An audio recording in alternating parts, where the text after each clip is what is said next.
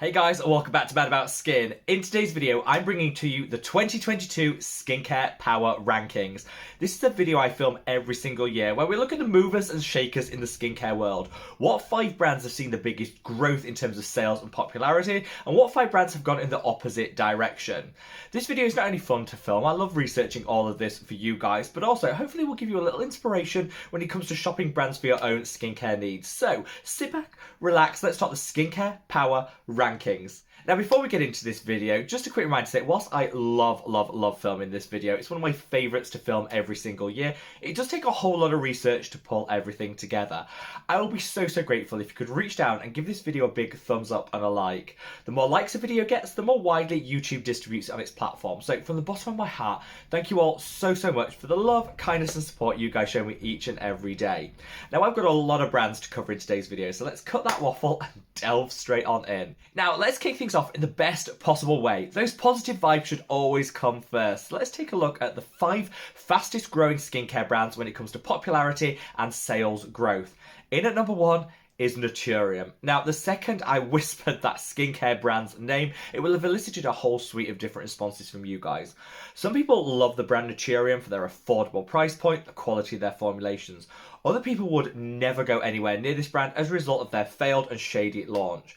When it comes to shopping skincare, I always say, use what works for you. Which brands and products match your skin type, your budget, and your ethics and ethos when it comes to purchasing from them. You need to weigh all that up and make a decision that's right for you.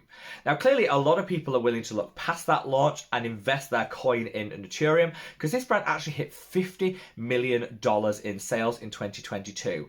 That is a sky-high amount when you consider it only actually launched 3 years ago. The growth rate on Naturium has gone through the roof. And now I actually think a lot of people just consider Naturium a brand in its own right and don't actually link it back to Susan Yara, who is the founder and a content creator here on YouTube, or really associate it with being a skinfluencer skincare brand at all. I think therein lies the success of this brand. It's not solely dependent on the creator themselves to drive the sales, but rather people walk into Target and any of the other physical locations it's stocked, buy it, try it, love it, and then repurchase time and time again. The reason I think Naturium has been so much more successful than a lot of the other influencer skincare and makeup lines is because they've been able to disassociate the brand itself from the initial founder. This means that it can stand on its own right, and I imagine most of the people going forward into 2023 and beyond are buying Naturium because they've heard great things through word of mouth or the advertising. They probably don't even understand the link back to the original creator, and I think that definitely goes in this brand's favour. They've launched a whole suite of new products in 2022. Their retinaldehyde serum was particularly well received, but they also launched a sunscreen which a lot of people said was really nice in terms of the dew and the glow up it gives the skin. Whether you choose to shop Naturium or avoid it is entirely up to you, but I don't think anyone could actually challenge their position as number 1 on the fastest growing skincare brands when they've generated $50 million worth of sales in a single year, just 3 years from their initial launch. Let me know your thoughts on Naturium in the comments section below, but let's move on to brand number 2, which is this. Purito.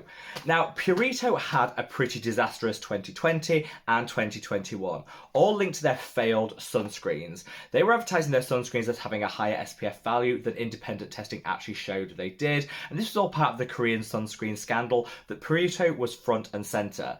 The way they handled that, shifting blame onto just about everyone else, left a lot of people, myself included, feeling a little bit cold towards their brand, and their sales definitely suffered. However, they had a full-on resurgence moment when it came to 2022.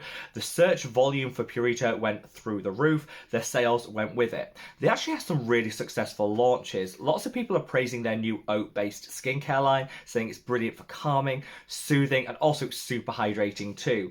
This is their Breeze Water Gel Cream, which whilst I'm not the biggest fan of this, again has shifted a whole host of units, and people are saying this is the best lightweight hydration that they've experienced from a product in 2022. I think Purito have done really well to kind of put the sunscreen scandal behind them and move on from that, just relying on the quality of their new launches and formulations, which they definitely should be applauded for. This is a brand that has a bright future ahead. In third place is Topicals, a brand that's probably best known for the Topicals Faded Discoloration Serum, like a multi-active hyperpigmentation and dark spot treatment that took the world by storm 3 years ago, where it hit like its peak of viral success. The brand has actually branched out into a whole suite of different skincare. They now have moisturizers, they have cleansers, they have some other hyperpigmentation treatments, they do sprays alongside serums and creams. Really, it's quite an expansive skincare line, and this is apparently the best-selling skincare brand at Sephora. Now, Sephora is a multi-million-dollar conglomerate which has stores across the world. So to be the best-selling in one of the biggest retailers has to mean something, and the search volume for topicals has been going up and up every single month. This is a brand that I think really capitalized on the viral sensation that was their original product and kind of used that to catapult them into future success with some new innovative product launches, different styles, and definitely I think this is a brand which is worthy of all the love and hype that it gets. That Topicals Faded Discoloration Serum doesn't work for everyone. I'm going to call that out. And I covered some of the pros and cons of it in a recent video, which I'll leave a link to up there. But cannot fault the success of Topicals as a brand in 2022, and I think we're going to be seeing a lot more of them in 2023 and beyond. Now, fourth on the growers list is this. This is a brand called Good Molecules. Most of you will have heard of Good Molecules, and they've definitely seen a surge in popularity, sales, and search volume across 2022. Some of this is linked to the fact that they entered new markets. Previously, really difficult to get your hands on their products if you were shopping outside of the USA. Now they're available much more internationally. They're coming to the UK this year, 2023, which I am so excited about because honestly, they're a good guy in the skincare world and they do so much right.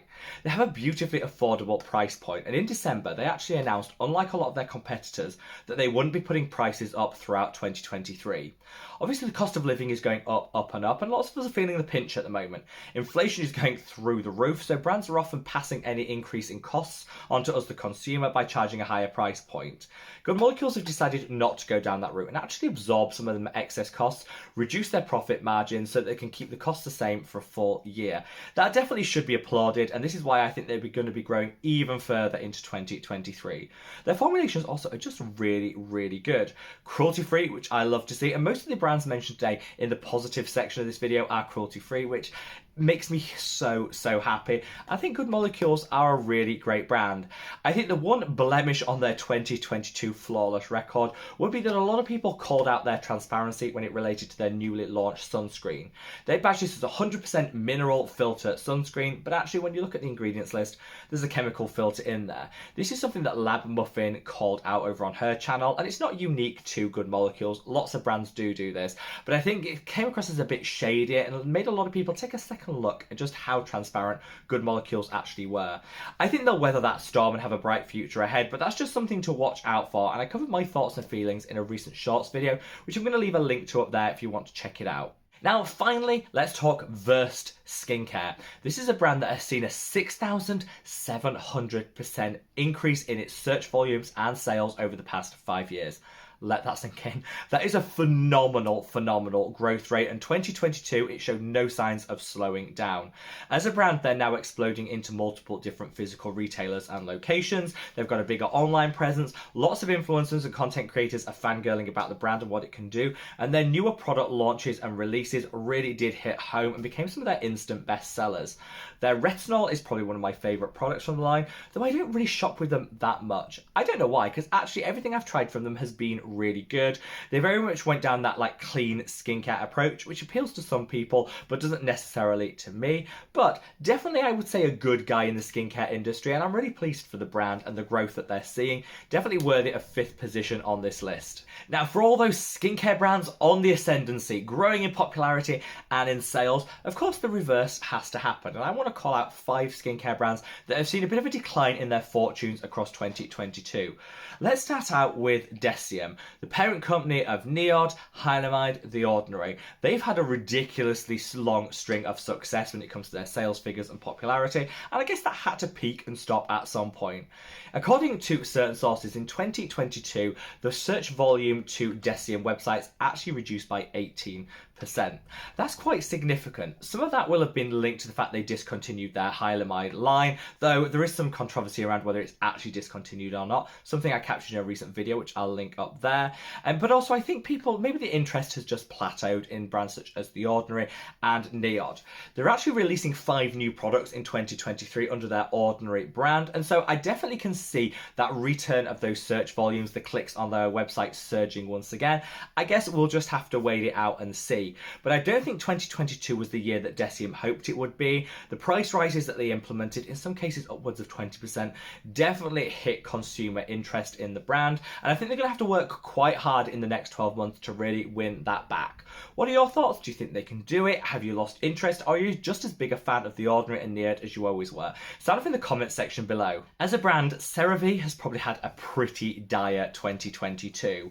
They were already fading in popularity as we came to the end of 2021. That's for a number of reasons. I think very similar to Deciem, they'd kind of peaked. They'd gone for this stratospheric growth rate, which at some point had to stop. And now I think people are taking a look at Cerave and thinking, is it as great as some influencers hyped up to be?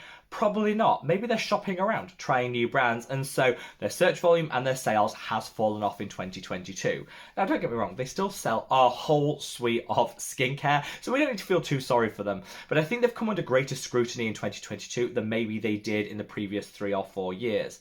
A lot of people are looking for cruelty-free alternatives in their skincare routine, which Cerave aren't, so that's another way a lot of the cruelty-free blogs have started calling them out, and that's probably led to some of the shift too. For me, I just think whilst, the Cerave products are good, that they're just that. Nothing outstanding, nothing spectacular. And some of their recent launches where they've put actives within their formulations have missed quite hard, which again, I think has tarnished the brand slightly.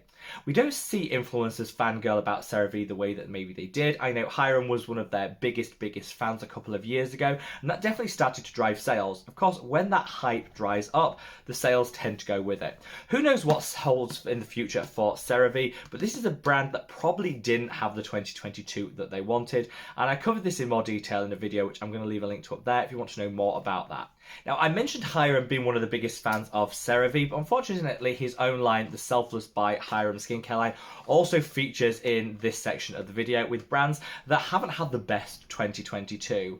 And there was an awful lot of talk online when the brand was dropped from Sephora. I think people did read a little bit too much into that, if I'm totally honest. Not every brand is going to succeed in every location, and Sephora, I think, wanted to mix it up, looked at what was selling really well, like topicals, and those brands that maybe weren't selling as well, like the Selfless By Hyram collection, and decided to stream things down and remove them from sale. It appears that the same is happening according to Reddit over on Cult Beauty, which was one of the other big retailers for the Selfless By Hyram brand, that it seemed to be winding down the collection, selling things off. 2022 has been a difficult year for this brand. They were called out for the Q10 peptide serum, which didn't actually contain Q10. Lots of people were asking, when's the sunscreen coming? When's the sunscreen coming? And were quite disappointed when it never arrived. I know just how long it takes to formulate a sunscreen, so there's zero shade there. But that did lead a lot of people to be just that little bit disappointed. I think fundamentally this just all comes down to price point. From the launch, the prices were way in excess of what people were expecting, especially when you look at the formulation and the quantity of product you're actually getting. It was pitched at a demographic that really doesn't have that much money to spend on skincare. So when they're charging roughly double what the Inculist does for products formulated by the Inculist, I think that just rubbed a lot of people up the wrong way. You'll see throughout the whole of 2022, Selfless by Hyram had a sale on. They still have a 30% off holiday sale, even into mid-January, well past the holidays. I think this is indicative of the brand realising that at full price, no one's going to buy it, so they need to do something about that. Personally, I would just take 30% off the whole line, be transparent about it, say, there you go, cheaper price point, fill your boots, and I think a lot of people would. It's that price point that's a bit prohibitive, and one of the reasons why I don't think the brand has had the very best 2022. Finally, let's talk function of beauty. This was all over the place. Sponsorships, paid partnerships just 2 years ago, but now nearly nobody talks about it. Their skincare line is going to be dropped in 2023. I think they're just waiting on the release of that, but watch this space. But I do think their hair care line has some longevity in it. This idea of customizable skincare really is taking off, but people want actual customization, not just the option to choose the different scent you want, whether you've got fine hair or full hair or whatever it is that you could choose. It wasn't customizable enough to make people want to pay for it, especially when we have some better options on the market. I think it's a case of going back to the drawing board for function of beauty, but their sales, their interest and their search volume has gone right down in 2022, and I think it's going to be pretty hard for them to recover. The hair care line is now stocked in physical stores and people do still rate it really highly. Their skincare line, I don't think we'll be seeing a whole lot of. So there you have it, guys, a rundown of the movers and shakers in the skincare world, the brands that are on their way up and those that have had a pretty difficult 2022. Do you agree with these assessments? Are there any other brands that you would put in either category? Let me know in the comments section below. Let's get that conversation going, and wherever you are in the world, guys, stay safe, stay well, and love your skin. Take care. Bye!